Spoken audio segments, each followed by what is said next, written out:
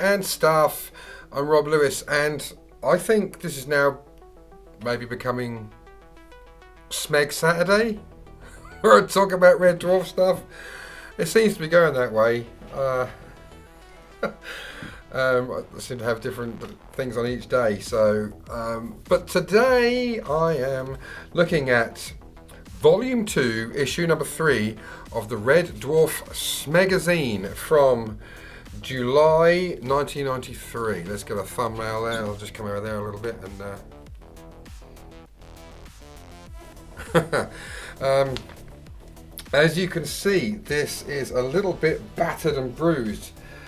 I don't know quite what's happened to this. I've had this since the day it came out, or whenever I bought it back in June or July, whatever the date was, in 1993. So it's done a few miles. I used to take these to school with me back in the day. I used to do that and read them at lunch and sort of show them off to my friends and stuff. But yeah, £1.50. Get down Shepperton on the set of Red Dwarf 6. Mimas Crossing, Little Jimmy Osmond Strikes Back. How to Make a Mechanoid. Crichton's Design Secrets Revealed. Cat's Chorus, Danny John Jules goes on the record. The Return of Mr. Flibble. So the general gist is that I've started to grow a little bit wary of these magazines at this point. There's the Smeghead. It really is tatty, isn't it? Picture of Peter Ragg there, reading one of the earlier issues. Here we have part 3, the concluding part of List of the God. So we have Hudson here, Hudson 10, who's actually Crichton with a mask on. Script and art, Nigel Kitching, letters Elitafel. Elitafel worked hard in this magazine. The conclusion is not really any more satisfying than the rest of the story. It's, I don't know, it did very little for me.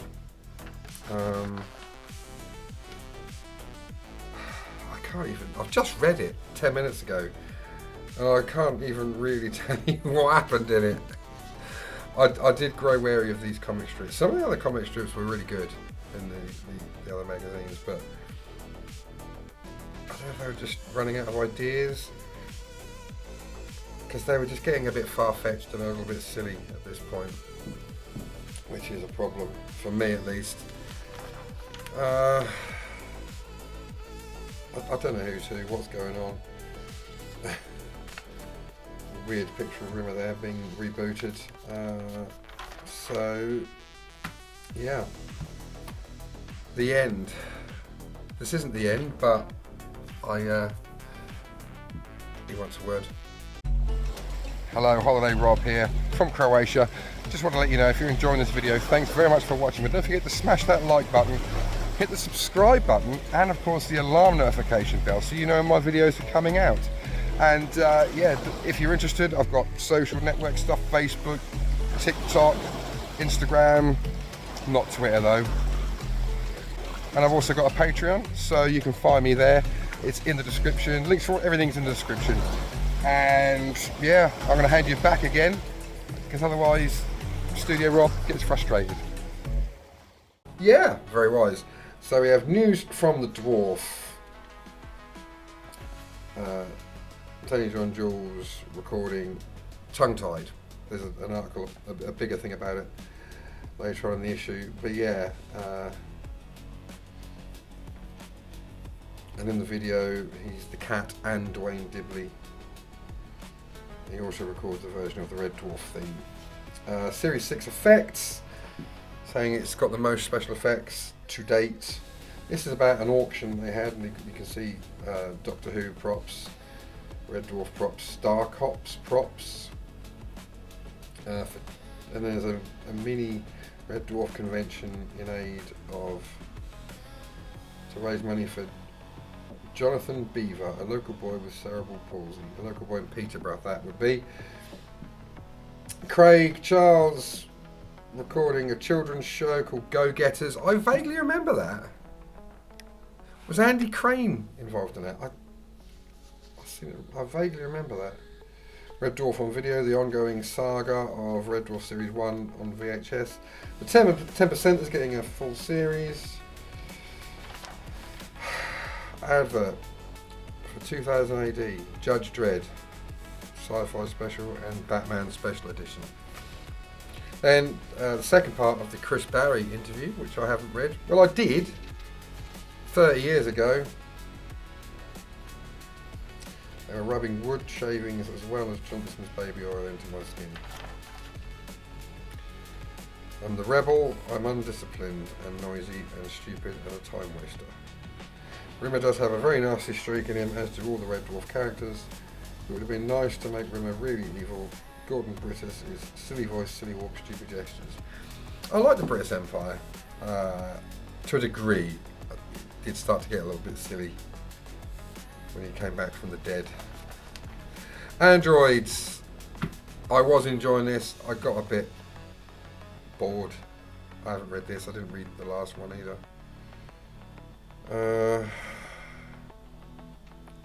Sorry. I'm sorry, James Hill and Pat Kelleher and Kev F. Sutherland. It's one that Litterfeld didn't do the letters for. Yeah, I think it was a nice little thing to begin with, a little novelty, but I think the joke had run its course by the time we got to here. I'm sorry, it's just how I feel, you know. Then we have these episode retrospectives. Balance of Power. Very underrated episode, actually. Yeah, the return of Kachansky and Scutters.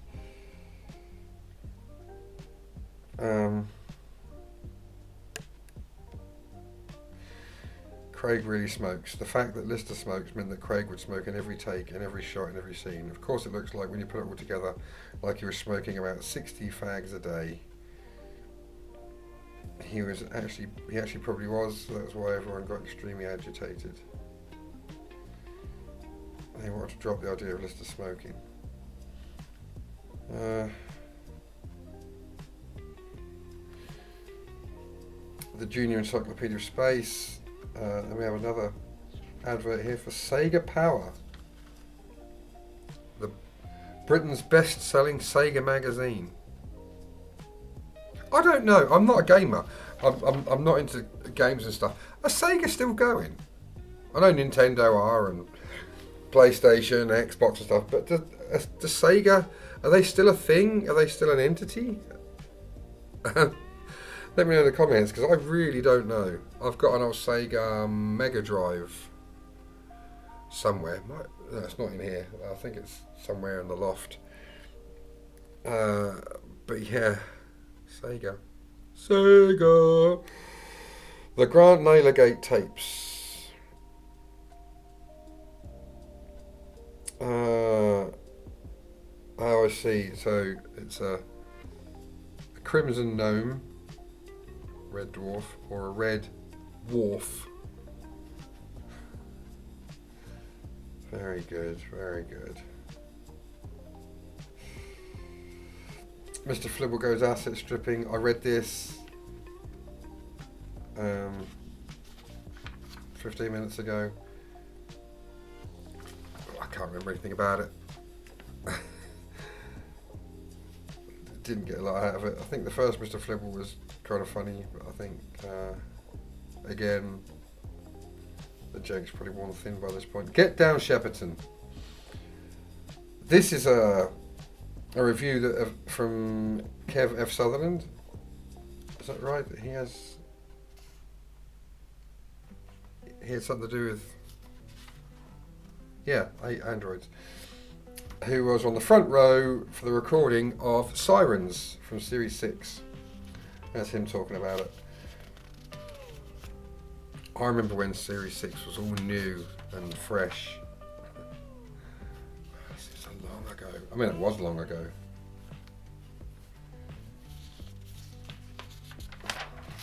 Cat's Chorus. I think I'm actually going to review Tongue Tied at some point. I've got to find my copy of it. I've got it somewhere. Just got to find it. Somewhere behind the camera, I've got a load of drawers and shelving and stuff.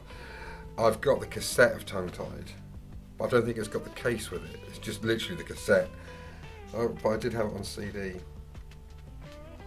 So it'd be interesting to find that. But it was released as a single. I don't think it did particularly well. But I think they released it, during the Red Dwarf hype in 92, 93, which was the best time in which to do that. Holograms, letters. I've just finished reading the new issue, Volume 2, Number 1. Overall, I like it, but you could cut down the comic strip pages. Yeah, I agree. Just fewer pages. Don't fill it with crap. Have fewer pages of better content. Not just lots of pages with drivel. It's quality, not quantity, I think. Mimus Crossing, Part 1. I haven't read this. I don't like that artwork style. There was a previous one like that. I find that really hard to enjoy this artwork style. I don't like it. I'm sure the story is wonderful, but not for me. Read any good books lately? This is where we sort of just talk about other sci-fi and fantasy books. The Great Red Dwarf debate, old versus new. What do you think? Which is better? I mean, when we talk about old and new now, it's very different. I think now we'd kind of put it into 3 blocks. No, I think 4. I think you'd have Series 1 and 2 as the first block, 3, 4, 5 and 6, 7 and 8, and then Back to Earth through to the Promised Land. I think that would be the kind of the blocks that we categorise Red Dwarf now. But this was going from Series 1 and 2 compared to 3, 4 and 5. And I think both make compelling arguments as to which is best. They're quite different shows, I think that's fair to say. I'm not going to read this out. If you want to look at it, pause it and look at it there. Creating Crichton's Head. So Peter Ragg talking about the moulds and the foam masks and stuff. How to make a mechanoid. This is like a prequel to this article. Yeah. Picture Robert Llewellyn getting on his makeup. It used to take a long time, and then it's about 4 hours, and they got it down to about 45 minutes, which is good. Imagine that. Next month in the Smeghead, The Many Faces of Dave Lister. Dwayne Dibley Part 4, Court.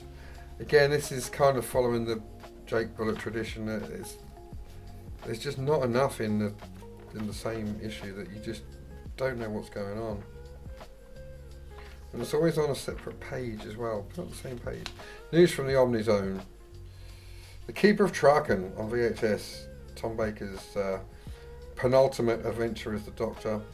The Invasion, yeah. Star Trek Next Generation. And then a poster of Danny John Jules and Craig Charles from what looks like Meltdown from Series 4. I think that's what it's from, looking at what they're wearing. Might be wrong. So that was Red Dwarf's Magazine, Volume 2, Issue 3. Now I don't think I did many more. I've still got a few more to go through. But that's it, I think, for me. Nothing else to say on the matter. Thanks very much for watching. I hope you're enjoying these. I'll see you in the next one. Catch you later, Bill and Ted.